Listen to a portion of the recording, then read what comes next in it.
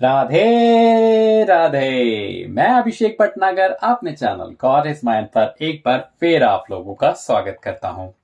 एक बार मैं आप लोगों से जरूर प्रार्थना करना चाहूंगा, यदि किसी ने भी अभी तक हमारे चैनल को सब्सक्राइब नहीं करा है तो जरूर कर दें, क्योंकि हम आपको श्रीमद् भागवत के हर अध्याय में से गूढ़ रहस्य निकालकर उसमें एक दिन रोजाना कुछ ना कुछ ज्ञान जरूर बताते हैं कि क्या और किस तरीके से हमारे इस शास्त्र में जीवन जीने की सारी कलाएं लिखी हैं। तो वो आपको हम दिन प्रतिदिन बताते चले जा रहे हैं, और किस तरीके से आपको जीवन जीना है, क्या क्या आपको करना है, क्या क्या नहीं करना है, वो सब हम आपको बताते हैं। जिस तरीके से आज के अध्याय में, जो कि श्रीमद् भागवत के चौथे स्कंद का 12वां अध्याय होगा, उसमें हम आज आपको बताएंगे कि किस तरीके से ध्रुव जी अपनी दोनों माता सहित ध्रुवलोक को चले जाते हैं। अभी दोनों माताओं में से एक माता तो माता सुनीति, जो कि ध्रुव जी की अपनी माता थी, और दूसरी माता उनकी सौतेली माता थी, जिन्होंने ही उनको बहुत दुर्वचन कह के ये बोला था कि क्योंकि तेरा भाग्य अच्छा नहीं था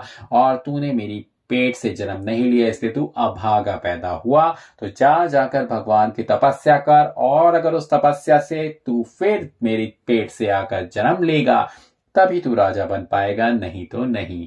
अब सोचिए, उन्होंने उनको वो ज्ञान दिया था, और ध्रुव जी ने फिर भी ध्रुव जी भगवान के यहाँ पे जाते हैं, भगवान की पूजा करते हैं, और किस तरीके से भगवान उनको आशीर्वाद देकर 36,000 वर्ष तक ना केवल राजा बना देते हैं, बल्कि ध्रुव जी को बहुत बड़ी पदवी देते हैं। तो इससे हमें सीख ये मिलती है, जिस तरीके से ध्रुव जी ने अपनी माता के दुर्वचन, कुमाता के दुर्वचन कहने के बाद भी उनको क्षमा कर दिया, तो उनकी क्षमा करने के बाद न केवल उनकी पूजा आज तक संसार में होती है, एक उच्च पदवी उनको मिली, अपितु देवता भी उनका गुणगान करते हैं, क्योंकि क्षमा करने वाले को इसका अर्थ है कि देवता भी पूजते हैं, क्योंकि क्षमा करने से बड़ा कोई धर्म इस दुनिया में नहीं है। गलती तो हर कोई करता है, कुंठाई तो हर कोई रखता है, परंतु बड़ा तो वही हुआ जिसने किसी की गई गलती को माफ कर दिया। उससे ज्यादा उत्तम कार्य आज की दुनिया में और कोई नहीं है। इसीलिए अपने दिल को बड़ा करें, और यदि किसी से भी गलती हो गई है आपकी जिंदगी में, तो उसको क्षमा करें। यकीन मानिएगा, जब आप उसे क्षमा कर देंगे तो जो उत्साह उस व्यक्ति के मन में होगा, और जो आदर वो आपका करेगा, उसका आप जब देखेंगे, उत्साह देखेंगे उसके मन में, तो उत्साह ने ना केवल आपके मन में आएगा, बल्कि आप इतने लाइट हार्टन हो जाएंगे, आपका दिल से एक जो कुंठा होती है वो निकल जाएगी, और आप अपने आप को सुकून में पाएंगे। तो उस आप इंतजार ना करें इस चीज का कि किसी को क्षमा करना है, आज हम कर देंगे, कल हम कर देंगे, या हम कभी नहीं करेंगे। तो ऐसा तो कभी भी मत करिएगा, क्योंकि मानना मेरा बात, यकीन मानिएगा, ऐसा जरूर होता है कि जब आप अंत समय में पड़े होते हो अपनी शैया पे, तो आपको याद आता है कि मैंने किसको ऐसा था जिसके साथ मैंने अपना कार्मिक अकाउंट क्लोज नहीं किया। कार्मिक अकाउंट क्लोज करना बहुत जरूरी होता है। जितने भी लोग हमारी इस जिंदगी के अंदर हमसे आके मिलते हैं, यकीन मानिएगा उसका कोई ना कोई कारण जरूर होता है। यदि आप किसी भिखारी को भी कोई भिक्षा दे रहे हैं, तो इसका मतलब आपका उसके साथ एक कार्मिक अकाउंट था। पिछले जन्म में जरूर उसने आपको कभी कुछ दिया होगा, और आज आप उसका कार्मिक अकाउंट इस बार भिक्षा देके क्लोज कर रहे हैं। तो इसीलिए हर कार्य को, जो भी कार्य आप करते हैं, वो आपके कार्मिक अकाउंट से रिलेटेड है। तो आपको अपने कार्मिक अकाउंट्स आप क्लोज करते चले जाने चाहिए, क्योंकि यदि आपने अपने कार्मिक अकाउंट क्लोज नहीं किए, तो शायद आपको एक बार फिर दोबारा जन्म लेना पड़ेगा उस कार्मिक अकाउंट को सेटल डाउन करने के लिए। इसीलिए कहते हैं, जो भी होता है, जैसे भी होता है, सब हरी इच्छा से होता है, और आपको सब चीजें क्लोज करते करते आगे बढ़ जाना चाहिए, ताकि आपको दोबारा उसे उतारने के लिए दोबारा जन्म ना लेना पड़े। तो इसीलिए मैं आपको कहता हूं, ये क्षमा करने की आदत को अपनी जिंदगी में आगे ले जाइए, क्योंकि क्षमा करना एक बहुत बड़ा धर्म है और किस तरह से देवता भी उस इंसान का आदर करते हैं जो कि निर्मल होता है और गलती करने वाले को भी माफ कर देता है, तो उसको भगवान बहुत उच्च पदवी देते हैं। जिस तरह से ध्रुव जी को दी, ध्रुव जी को उन्होंने एक अलग ध्रुव लोक बनाकर ध्रुव तारा बना दिया। तो देखा कितनी बड़ी शक्ति होती है क्षमा करना, क्योंकि ध्रुव जी ने अपनी माता को माता यानी सौतेली माता को क्षमा कर दिया था, जिन्होंने कि उनको दुर्वचन कहा था। उसके बावजूद ध्रुव जी ने अपना आप को बड़ा मानते हुए, छोटा मानते हुए, जो भी मानते हुए अपनी माता को क्षमा कर दिया था। आगे अब इसकी कहानी सुनते हैं और किस तरीके से यह हुआ था, ताकि आप लोगों को पता चल सके। चौथे स्कंद का 12वां अध्याय, ध्रुव जी का अपनी दोनों माताओं सहित ध्रुवलोक में चले जाना। मैत्र जी ने विदुर से कहा कि जब ध्रुव का तनु त्यागने का समय निकट पहुंचा, तब भगवान जी की गणों ने एक बहुत अच्छा विमान वहां लाकर ध्रुव जी से कहा कि नारायण जी ने यह विमान तुम्हारे वास्ते भेज दिया है, इस पर बैठकर ध्रुवलोक को चलिए। यह बात सुनकर ध्रुव जी ने विचारा कि सुरुचि मेरी छोटी माता, जिसके ताना मारने से हम परमेश्वर का तप करके इस पदवी को पहुंचे, वह गुरु के समान है। मुझे कठोर वचन कहने से नरक भोगती हैं, वहां मेरे अकेले चले जाने से क्या धर्म रहेगा, जो मैं सुख करूं और मेरी माता दुख भोगे। ध्रुव जी इस सोच में थे कि गण लोग उनके दिल का हाल जानकर बोले कि महाराज तुम किस चिंता में हो। ध्रुव जी ने कहा, जिन माता पिता के ताना मारने से मैंने यह पद पाया है, सो मैं चाहता हूं कि श्री नारायण जी से कहकर उनको भी मुक्ति करा दूं। गण बोले कि भगवान जी ने आज्ञा दी है कि ध्रुव जी को उनकी दोनों माताओं समेत विमान पर बैठाकर ले आओ, सो वे दोनों तुमसे पहले वहां पहुंचेंगी।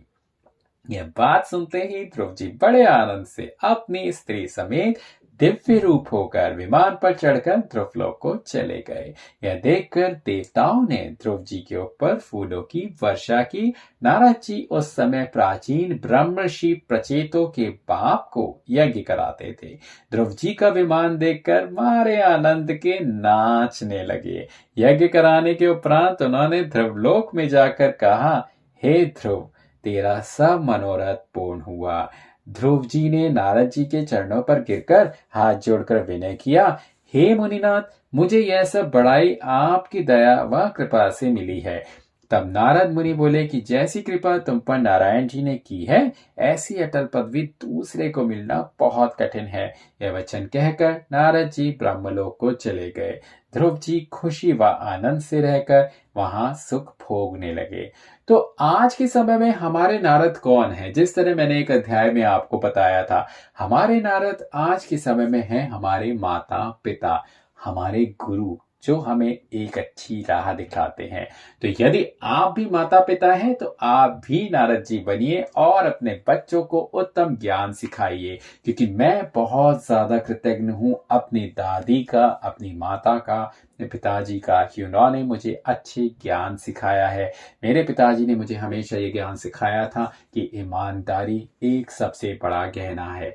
तो ये ज्ञान मैंने हमेशा अपनी जिंदगी में बना के रखा और एक अच्छी जिंदगी अब तक जी है। मेरी दादी ने मुझे जरूर ये सिखाया था कि खाना कभी भी नहीं छोड़ना चाहिए और पूरा खाना चाहिए। ये बहुत छोटी छोटी बातें हैं जो मैं आपसे केवल कह रहा हूं, जो कि हमको हमारे पुरखों ने सिखाया है और हमने सीखा है। तो अब वो हमारा धर्म भी यह बनता है कि हम भी यह जो शास्त्र है, ये जो धर्म है जो कि हमने सीखा था, अब हम अपने बच्चों को सिखाएं। तो शास्त्रों को सुनिए और उसी में आगे बढ़िए। आगे की कथा इसको पूरी करते हैं।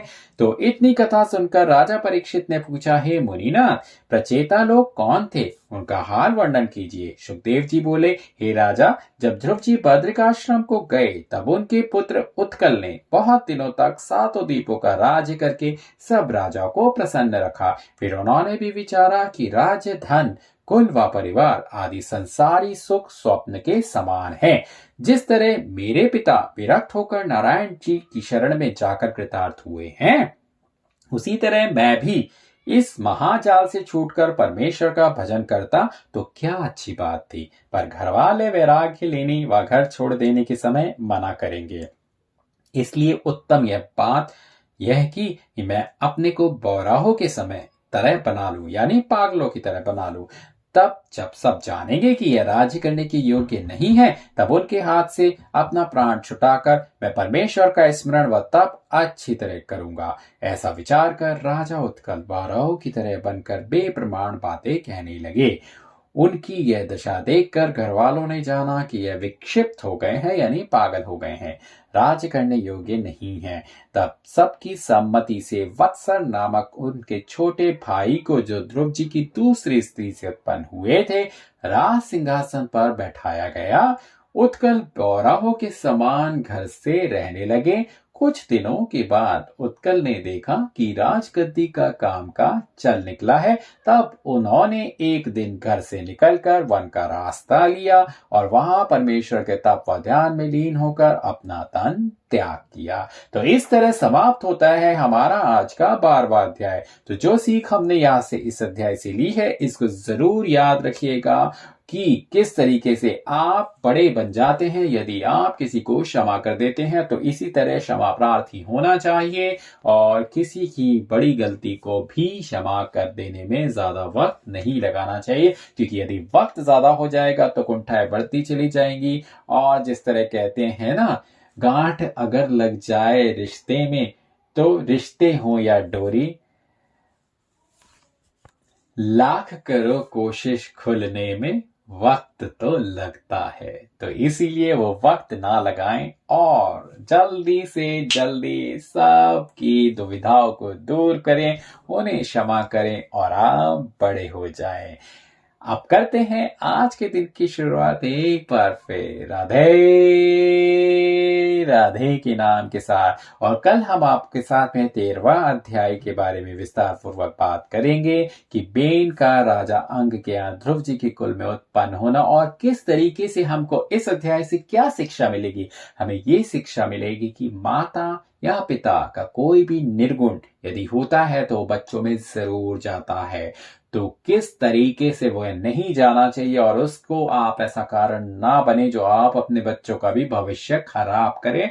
तो उसके लिए बहुत जरूरी है अपने कर्मों को भी ठीक करें, क्योंकि जब तक बच्चा बड़ा नहीं होता, जब तक बच्चे की उम्र 10 साल तक होती है, तब तक उसके जितने वो जैसा होता है वो सब कुछ अपने पिता या माता के गुणों से ही, जो गुण है उसके अंदर आते हैं। तो हमारी जितनी परछाई है, हमारे जितने कर्म है, वो हमारे बच्चों के ऊपर पड़ती है। तो 10 साल की उम्र के बाद ही जो बच्चा कर्म करता है, वो उसके जो कर्म है उसका फल उसको प्राप्त होना शुरू होता है, परंतु उससे पहले उसके जितने कर्म है उसका फल भी आपको यानी माता पिता को ही भुगतना पड़ता है। ध्यान रखिएगा, ये बहुत ही ज्यादा महत्वपूर्ण बात है। ये आपको हम बताएंगे कल के अध्याय में। तो करते हैं शुरुआत एक बार फिर।